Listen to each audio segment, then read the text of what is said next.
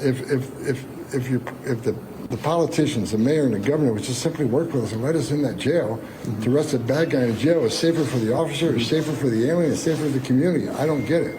Do you plan under certain circumstances to go into churches and schools at some point? I'll never say never. If there's a national security threat that we know is in a certain place on a college campus, well, we're going to get that national security threat. If he's a significant public safety threat that's in what we used to call a sensitive location, no, we're going to enforce the law.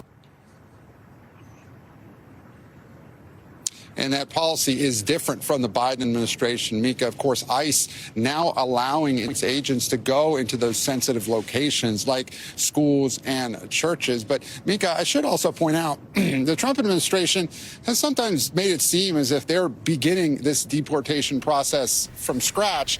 But we should point out that during the Biden administration, especially during the last year, they had ramped up deportations, and ICE made arrests nationwide really throughout the Biden administration. And we went on one of their operations just last month. The difference is now the numbers in the last several days, at least in the latter half of last week, do seem significantly higher. It'll be interesting to see if this is sustained in the coming weeks and months ahead. Tom Homan says that he needs more funding from Congress in order to keep ramping up these mass deportation plans, Mika. Good morning, Gabe. It's Jonathan. Good context there. We know that the Biden administration also did some of these raids. Talk to us a little more about just the jump here from the Trump team, but also what do they hope to do next? Because that's always been the tension point. They said the first wave would be criminals, people who committed violent crimes. But we've also heard rhetoric from those in the administration, including Stephen Miller, who was the architect of this whole program, that suggests that eventually the targets will be people whose only crimes were to enter the United States illegally.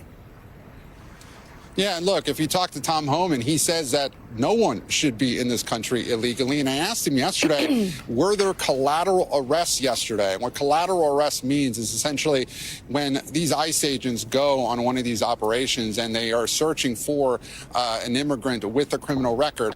In the process of that, they may run across other immigrants who don't have violent records. During previous administrations, the Biden administration specifically, collateral arrests didn't happen quite so often. But now the Trump administration is saying that there will be collateral arrests. The question is just how many. And Jonathan, as you point out, what about the detention beds? Is there enough detention space in this country? Tom Homan has repeatedly said there isn't. Right now, there are about 40,000 beds or so nationwide. He wants to have more than 100,000. Of course, that requires a lot of funding from Congress.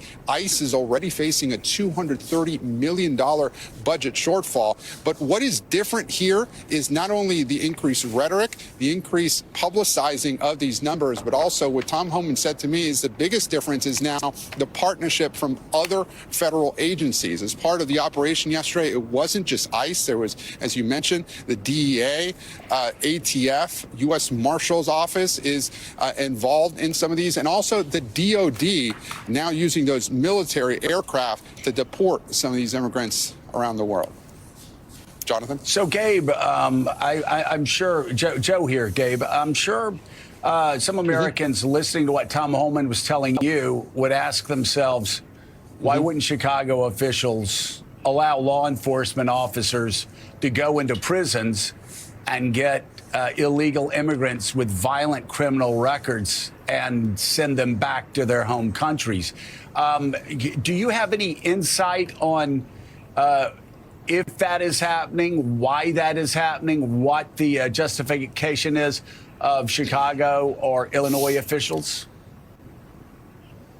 It's actually very interesting, Joe. And Governor J.B. Pritzker yesterday, we have seen a sort of a little bit of a change in the rhetoric with some Democratic officials here. They've backed off some of their tough talk against the Trump administration, making that exact point that they agree that immigrants with criminal records should be deported. But some of the further left politicians, not just in this city but others, they say they don't want to cooperate with ICE at all. Well, with the question of jails, Joe, there's a program called the 287G program, and that's something that is already in place. It has been for years, and certain sheriff's departments and other law enforcement agencies locally take part in it. It allows local law enforcement to partner with ICE and essentially deputize those local officials to help enforce immigration law inside jails. Stephen Miller and the Trump administration have said that they plan to ramp up that program specifically, and it will, again, be interesting to see how many of local officials essentially agree to that and try to get some of the more violent criminals out of here, because they realize politically that is something that this country voted for. Donald Trump ran on immigration, and many of his voters can say that they want those violent criminals out of there.